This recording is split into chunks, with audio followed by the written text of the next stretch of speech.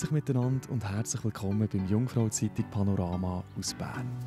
Wir haben für euch Grossrätinnen und Grossräte, die vor den Wahlen Jugendliche daten. Und der Drechsler, ein handwerklicher Beruf, der heutzutage fast ausgestorben ist. Jetzt haben wir für euch aber zuerst mal noch aktuelle Kurzmeldungen aus der Region. Die Stiftungen Solina und Esther Schüppach bündeln ihre Kräfte. Nach den Grundsatzentscheiden von beiden Stiftungsräten ist der Weg frei für die Fusion von 2 regionalen Institutionen für Langzeitpflege. Durch die Fusion verstärken die beiden Stiftungen mit insgesamt 4 Standorten und rund 420 Pflegekräften ihre Marktposition in der Region. Am P-Träger sein Tsunami hat eingeschlagen. Die Hürden für die Verbreiterung des beliebten ARG sind zwar mit grossen rechtlichen Hürden verbunden, trotzdem will die Stadt das Anliegen vom Stadtrat Peter Egeter prüfen.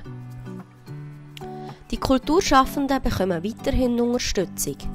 Der Kanton Bern kann die Covid-Unterstützung für die Kulturschaffenden und Kulturinstitutionen weiterführen. Der Grosse Rat hat am Dienstag einem entsprechenden Gesetz deutlich zugestimmt. Ende Monat sind die kantonalen Wahlen. Und im Rahmen dieser Wahlen hat es ein Speed-Dating-Event gegeben. Mit Jugendlichen, Grossrätinnen und Grossräten. Die rund 80 Schülerinnen und Schüler haben sich für das im Rathaus zu Bern getroffen. Die jungen Leute haben bei diesem Event die Möglichkeit gehabt, die Menschen hinter der Politik kennenzulernen.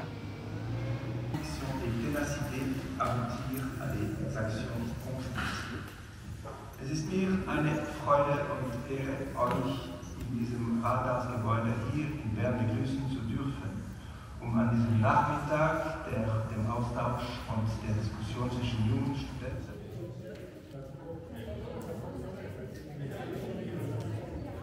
Ja, es ist cool bis jetzt. Es ist super mit Leuten, die Interesse haben, die Fragen haben, die aber auch offen sind auf Antworten.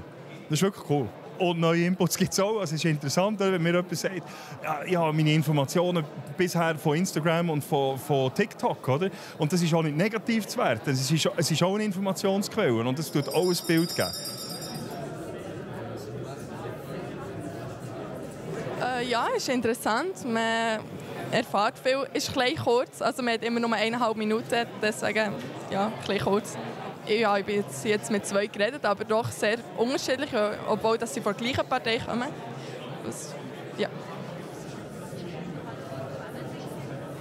Es macht mir grossen Spass. Es ist sehr interessant, was die jungen Menschen für Fragen haben. Ich bin auch ein bisschen gefordert, weil es ist nicht gerade so, man ist nicht vorbereitet. Ich weiss nicht, was als nächstes für eine Frage kommt. Und ich finde es gut, dass die jungen Menschen sich für Politik interessieren und uns auch ein bisschen auf den Nagel fühlen.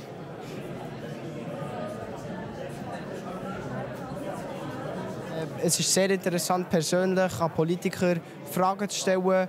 Und ich bin sehr begeistert von diesem Anlass bis jetzt und freue mich noch auf die weiteren Minuten bzw. Stunden, die ich hier verbringen darf.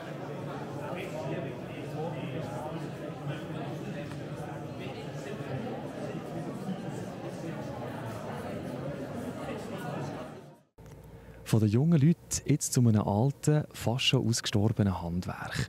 Es geht um einen Drechsler. Die Modernisierung bringt ja ganz viele Vorteile mit sich.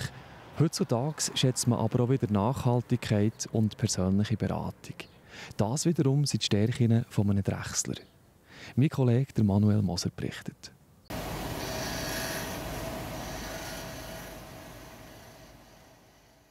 Was macht ein Drechsler? Schöne Frage. Ja, ein Drechsler macht eigentlich alles, was man sich aus Holz vorstellen kann.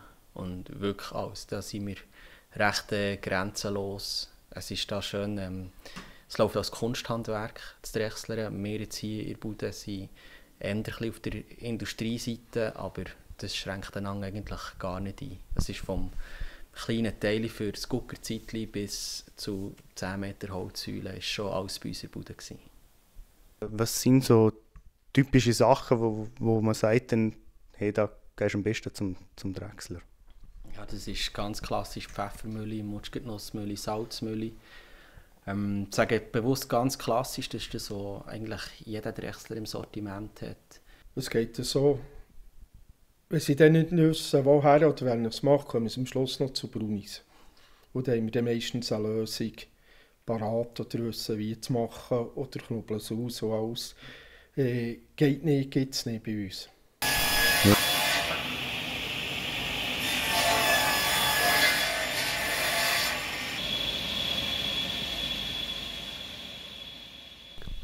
Die meiste Freude macht das Feedback der Kunden.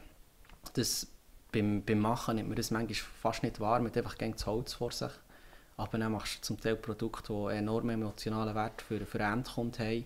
Und irgendwann triffst du die in der Stadt oder irgendwo, die sagen, hey, ich habe eine Pfeffermühle von euch, die ist dann super. Und ja, das macht einem dann schon riesig stolz. Bei mir ist eigentlich das, dass ich in der Lage als Drechslermeister bin, alle Formen so zu machen, wie ich will und nicht so, wie es rauskommt. Wir können verschiedene Hölzer ansprechen, wir können schöne Sachen designen, aber es muss auch gewisse Demut drin sein. Wir können schön designen, aber so schön wie die Natur selber tut, bringe ich nicht her.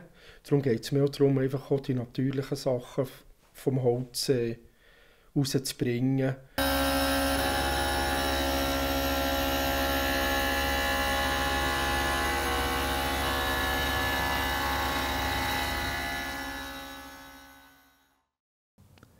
Ja, bei diesen Bildern hat man fast schon den Geruch von frisch geschnittenem Holz in der Nase.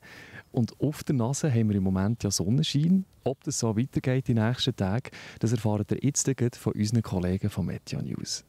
So viel für heute. Mehr Spannendes findet ihr auf unserer Webseite jungfrauzeitung.ch. Ich wünsche euch einen schönen Abend. Das Wetter wird euch präsentiert von Interlaken Tourismus. Liebe Zuschauerinnen und Zuschauer, grüßt euch miteinander und ganz herzlich willkommen zum Jungfrau Zeitung Wetter fürs Berner Oberland.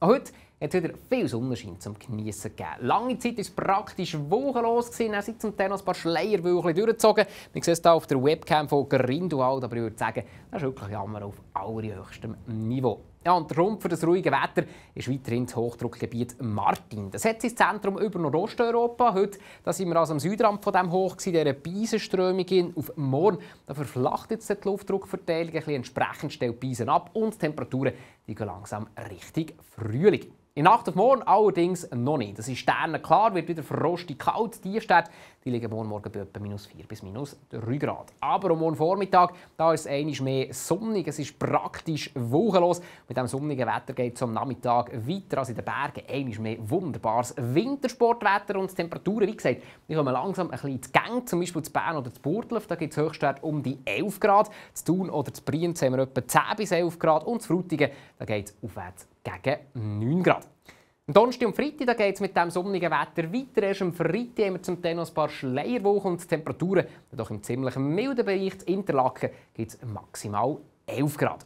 Am Samstag haben wir doch ein bisschen mehr Gewölk. Insgesamt ist es aber freundlich. Es gibt einen Mix aus Sonne und Wolken und es bleibt auch trocken bei um die 10 Grad. Vorübergehend kann es zum Beispiel im Haslital auch leicht föhnig werden. Auf den Sonntag da kommt ein bisschen mehr Feuchtigkeit rein. Ein paar Tropfen sind möglich. Die Mengen die halten sich aus heutiger Sicht aber in engen Grenzen, bevor es am Montag bereits wieder eine Wetterbesserung gibt.